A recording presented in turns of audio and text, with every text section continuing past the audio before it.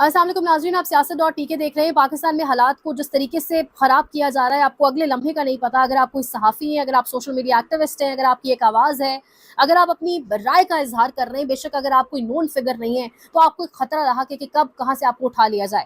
تمام تر تفصیلات آپ کے سامنے رکھتے ہیں جو حالات بنا دیے گئے، لیکن سب سے پہلے بات کریں گے کاشف عباسی، ایک obviously بڑا نام پاکستان کی نیوز انڈسٹری کا، اور جس طریقے سے آج انہیں بڑے ایک لمبے ٹائم کے بعد واپس منظر عام کے اوپر آنا پڑا اور انہیں آ کے اپنے ٹویٹر اکاؤنٹ کے حوالے سے ایک کلیریفیکیشن دینی پڑی جس پر بہت سارے سوالات جنم لے رہے ہیں۔ اب لگ یہ رہا ہے کہ کاشف عباسی صاحب نے یہ جو ٹویٹ کیا ہے، یہ اسکرین پہ چل رہا ہوگا، وہ کہہ رہے ہیں سلام، this is my only Twitter account and I have no other account that I use or operate. Hope all of you had a good Ramadan and will have good Eid. May Allah bless you all. مطلب اچانک ایسا کیا ہوا کہ کاشف عباسی صاحب منظر عام کے اوپر آئے اور انہیں یہ ٹویٹ کرنا پڑا؟ جس طریقے سے وہ منظر نامے سے غائب کیے گئے 2 ہفتے کا کہہ کر، پھر جس طریقے سے لمبے عرصے تک انہیں آف سکرین کر دیا گیا، آج یہ ٹویٹ، کیا کوئی تھریٹس، کیا کوئی دھمکیاں، کیا کوئی سیکیورٹی کنسرنز ان کو بھی تھے، یا ان کے، کیونکہ ان کے نام سے بہت سارے ٹویٹر اکاؤنٹس موجود ہیں، کیونکہ جو سچویشن بنی ہوئی ہے ہر چیز بہت زیادہ ایمبیگوس ہو چکی ہے، بڑی سسپیشیس ہو چکی ہے۔ اب 100 طرح کے سوالات اٹھ رہے ہیں، یعنی اسلام آباد کے مین بیچ دل، یا اسلام آباد کا دل اس کو آپ کہہ سکتے ہیں، سینٹرل پوائنٹ ہے G8 مرکز سے، جس طرح رات کو ایک صحافی کو اٹھا لیا گیا، وحید مراد صاحب کو، اب ان کی والدہ جس طریقے سے اسلام آباد کی عدالتوں کے چکر کاٹ رہی ہیں، یہاں پر آپ کے ساتھ اسکرین پر چلے گا، یعنی یہ جس طریقے سے یہ جو اپیرنس ہے نا، یہ سر پر چادر اوڑھ کر جس طریقے سے یہ جو مائیں یہ عدالتوں کے میں رل رہی ہیں، عدالتوں کے چکر کاٹ رہی ہیں، رمضان کا مہینہ، تاک راتیں، سحری کے وقت آپ گھس رہے ہیں ایک صحافی کے گھر پہ اور آپ جا کے انکوائر بھی یہ کر رہے ہیں کہ اس کی بیوی کہاں ہے، اور پھر آپ اس کی ماں کا بازو مروڑ کے جس طریقے سے آپ نے موبائل فون پکڑا، وحید مراد کی والدہ، اسی طریقے سے حیدر سعید کی والدہ، اسی طریقے سے احمد نورانی کی والدہ، یہ تمام تر وہ مائیں ہیں جو رمضان کے مہینے میں اسلامی جمہوریہ پاکستان کے اندر عدالتوں کے چکر کاٹ رہی ہیں، لیکن عدالتیں جو ہیں وہ کسی قسم کا کوئی ریلیف دینے کو تیار نہیں ہے۔ اب یہاں پر رات G8 گھر سے اٹھائے گئے صحافی وحید مراد کی بازیابی کے لیے درخواست دائر کرنے اسلام آباد ہائی کورٹ پہنچ گئی ہیں، یہ وحید مراد کی ساس ہیں، ثاقب بشیر صاحب لکھ رہے ہیں، لیکن عدالتیں کیا کر رہی ہیں؟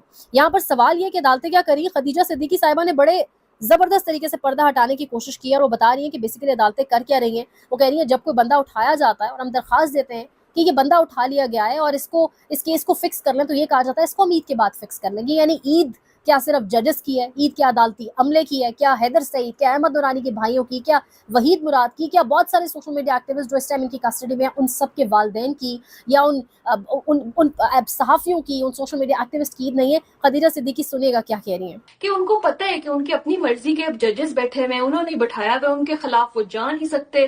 ہوتا کیا ہے، ہم کہتے ہیں کہ جی یہ بندہ ریاست کی کسٹڈی میں ہے، اس کو پلیز کل کے لیے فکس کریں، تو آگے جواب کیا ملتا ہے؟ دیکھیں ابھی تو آگے عید آ رہی ہے، عید کے بعد کے لیے رکھ دیتے ہیں۔ تو اتنا لیٹ بیک رسپانس ہمیں ججز سے مل رہا ہے کہ سمجھ نہیں آتی کہ ان کی عید نہیں ہے۔ اب جس طریقے سے حیدر سعید کو عدالت کے اندر پیش کیا گیا، یہاں پر اگر فوٹیج آپ کے ساتھ چلائی جائے، منہ پر کپڑا ڈال کے، اور یہ ایک نیو نارمل بنایا جا رہا ہے پاکستان میں کہ صحافیوں کے، سوشل میڈیا ایکٹیوسٹ کے منہ پر کپڑا ڈال کے انہیں پیش کیا جا رہا ہے، اور بیسیکلی شاید یہ جو منہ پر کپڑا ڈالا گیا ہے یہ پاکستان کی صحافت کی منہ پر کپڑا ہے، یہ پاکستان کے اندر آزادی اظہار رائے جو کبھی ہوا کرتا تھا اس کے منہ پہ اوپر کپڑا ہے، یہ پاکستان جو لگتا ہے کہ 14 اگست 1947 کو آزاد ہوا ہے، یہ بیسیکلی اس آزادی کے منہ پر اوپر کپڑا ہے، یہ ایک کسی صحافی یا ایک کسی سوشل میڈیا ایکٹیوسٹ کے منہ پر کپڑا نہیں ہے۔ یہاں پر وزیر دفاع نے بھی بڑی مطلب بندہ کیا کہے، وہ انہی کے اپنے جملے، کوئی شرم ہوتی ہے، کوئی حیا ہوتی ہے اس وقت کے اندر، مطلب اسرائیل جو بربریت فلسطین کے اوپر کرتا ہے وہ رمضان میں یہاں پر کی جا رہی ہے پاکستانیوں اپنے مسلمانوں کے اوپر۔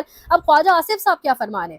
خواجہ آصف صاحب سے جب سوال کیا گیا اور ان سے پوچھا گیا صحافیوں کی گمشدگی کے حوالے سے اور جس طریقے سے صحافیوں کو غائب کر دیا جاتا ہے، تو خواجہ آصف صاحب ٹھیک ٹھاک ڈٹائی سے جواب کیا دے رہے ہیں؟ وہ آگے سے کہہ رہے ہیں کہ اگر صحافی حدود کراس کرے گا، اگر کوئی سیاستدان حدود کراس کرے گا تو یہ سب کچھ ہوگا۔ یہ سنیے گا۔ یہ جو سلسلے ہیں، کہیں سیاستدان حدود کراس کر لیتے ہیں، کہیں صحافی کے حدود کراس کر لیتے ہیں، یہ ہمارے حالات جو ہیں ان سے کوئی بھی امیون نہیں ہے، کوئی مبرہ نہیں ہے۔ تو یہ صحافی برادری جو ہے وہ کوئی انسولیٹڈ تو نہیں ہے کہ وہ اس کے جو حالات سے جو ہے بالکل لا تعلق ہے۔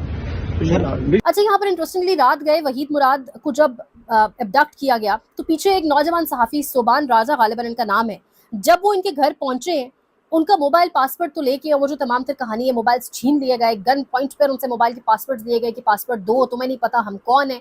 اب پتہ نہیں وہ وقت کب آئے گا جب پاکستانی ان کو بتائیں گے کہ تمہیں نہیں پتا کہ ہم کون ہیں. اس کے لیے شاید پاکستانیوں کو بہت بڑی تعداد میں سڑکوں پر نکل کر اپنی حق کے لیے پرامن طریقے سے جدوجہد کرنی ہوگی. بہرحال اب ان صحافی کے حوالے سے یہ کہا جا رہا ہے کہ ان کے سوشل میڈیا اکاؤنٹس جو ہیں, اطلاع یہ آ رہی ہے کہ مبینہ اغواکار ان کی سوشل میڈیا ہینڈل استعمال کر رہے ہیں اور ان کے اکاؤنٹ سے پوسٹ لائک کر رہے ہیں. یہ خالد یوسف چودھری صاحب لکھ رہے ہیں, یعنی صوبان راجہ کے فون جو لے کے گئے ہیں, اب ان موبائل فونز کا, ان ڈیوائسز کا استعمال بھی کیا جا رہا ہے. اب آپ اندازہ لگا لیں پاکستان میں کس حد تک معاملات جو ہیں وہ ہو چکے ہیں. اب یہاں پر خدیجہ صدیقی صاحبہ نے ایک اور انکشاف بھی کیا ہے.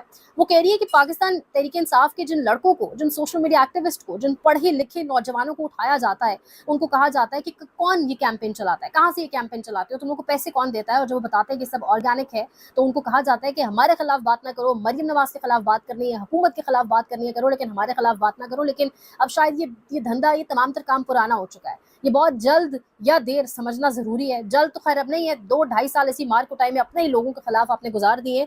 اب فرحان ملک صحافی, رفتار کے CEO, ان کے ساتھ جو معاملہ پیش آیا, آج ان کا جو جوڈیشل ریمانڈ تھا اس پر ان کو بھیجا جانا تھا, اور جوڈیشل ریمانڈ کی بجائے آج ہوا کیا ہے کہ ان کو جسمانی ریمانڈ پر بھیج دیا گیا. اور جسمانی ریمانڈ پر جب بھیجا گیا ہے تو نہ ان کی لیگل ٹیم اس بات سے آگاہ تھی کہ کہاں پر وہ سنوائی ہو رہی ہے, کہاں پر کیس ہے, اور نہ ہی ان کے گھر والوں کو یا کسی کو بتایا گیا کہ ان کو کہاں پر رکھا ہوا ہے. رفتار کی جانب سے باقاعدہ طور پر ڈیٹیلز بتائی گئی ہیں, اور وہ کہہ رہے ہیں کہ yesterday mister Farhan Malik was due to be transfer to judicial custody, but بجائے اس کی کہ انہیں جوڈیشل کسٹڈی میں دیا جائے, آج ایک اور نیا کیس سامنے لا کر, اسکیم کا کیس, کال اسپوفنگ, یعنی بیسیکلی ایک کال سینٹر کے حوالے سے ایک بڑا اسکیم کا کیس سامنے رکھ کے, ایک جھوٹا, ایک فیبریکیٹڈ, فالسیفائڈ کیس سامنے رکھ کے, جو ان کے وکیل کے مطابق ایک غلط, ایک جھوٹا کیس ہے, سامنے رکھ کے ان کو جسمانی ریمانڈ پر پیش کر دیا گیا ہے. جسمانی ریمانڈ ان کا لے لیا گیا ہے, اور FIA کی تحویل میں وہ اب تک موجود ہے. ویئر اباؤٹس ان کو کچھ نہیں پتا تھا. یہ جو ملیر کورٹ کے اندر ان کی ہیئرنگ ہے, اس کے حوالے سے بھی رفتار یہ بتا رہا ہے, اور ان کی لیگل ٹیم بتا رہی ہے کہ ہمیں ایک انریلائبل سورس سے پتا چلا کہ ملیر کورٹ کے اندر ہیئرنگ ہو رہی ہے,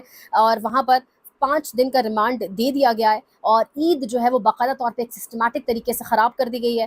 اور وہ کہہ رہے ہیں کہ یہ باقاعدہ جو سب کچھ ہو رہا ہے, یہ ایک فرحان ملک کے خلاف نہیں ہو رہا ہے, یہ پاکستان میں ہر آواز رکھنے والے کے خلاف, ہر آزاد طریقے سے سوچنے والے کے خلاف یہ تمام تر کیمپین چلائی جا رہی ہے. اور کہا گیا تھا پہلے کہ صحافیوں کے خلاف پیکا ایکٹ نہیں بنا, یہ جو پیکا کا قانون ہے اس کی زد میں ہر وہ شخص آئے گا جس کی ایک آواز ہے, جو آزادی سے بات کرنا چاہتا ہے, جو بیسیکلی آزاد ہے, جس کا ذہن کسی کا غلام نہیں ہے. اب ایک جانب یہ سب کچھ ہے, لیکن کیونکہ فوکس سارے کا سارا پاکستان تحریک انصاف کے سوشل میڈیا ایکٹیوسٹ کو اٹھا لو, صحافیوں کے آگے رستے میں باندھ دو, اسی جانب ہے, تو جو حکومتی معاملات ہیں شاید ان پر اس طریقے سے فوکس نہیں ہے. یا کیا وجہ ہے کہ اب ڈاکٹرز باقاعدہ طور پر سڑکوں پر نکل آئیں, اور ڈاکٹرز کی ایک بڑی تعداد, پیرامیڈیکل سٹاف جس کو آپ کہہ سکتے ہیں, ان کی جانب سے ایک احتجاج, بڑا آپ کہہ لیں ویل کوآرڈینیٹڈ احتجاج شروع کر دیا گیا ہے لاہور اور پنجاب کی سڑکوں میں. یہ کچھ کلپس میں آپ کو سنواؤں گی, اور اسکرین پر کچھ فوٹیجز بھی غالباً آپ کے ساتھ چل رہے ہوں گے اس ٹائم, کہ سڑکوں پر آ چکے ہیں ڈاکٹرز, اور وہ کہہ رہے ہیں کہ نرسز, پیرامیڈیکل سٹاف, اب ہم سب احتجاج زور و شور سے جاری رکھیں گے. اور یہ آپ ایک کلپ سنیے گا کہ ایک ڈاکٹر کہہ رہا ہے کہ میں اللہ اعلان کہتا ہوں کہ آئندہ وزیر اعلیٰ جہاں جائیں گی میں کیا کہوں گا, یہ سنیے گا.